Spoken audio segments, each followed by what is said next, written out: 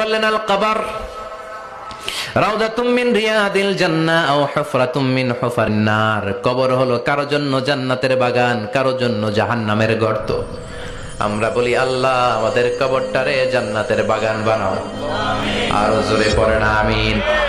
আবার বিশ্বনবী বললেন ইন্নাল কবরা আউয়াল মানজিল মিন মানাজিলিল আখিরাহ। কবর হলো আখিরাতের মঞ্জিলগুলোর প্রথম মঞ্জিল।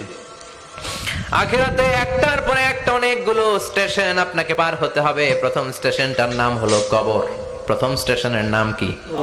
এই কবর নামক স্টেশনে যদি আপনি মাফ পেয়ে যান, সামনের সব স্টেশনগুলোতে মাফের ব্যবস্থা করবে কে?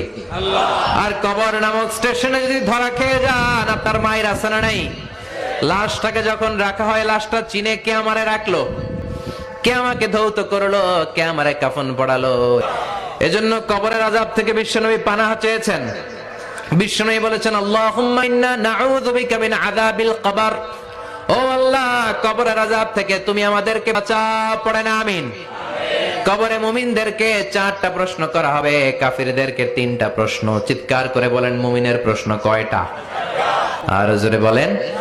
প্রথম প্রশ্ন মার রব্বুক, তোর রবের নাম কি? আমরা কি বলবো?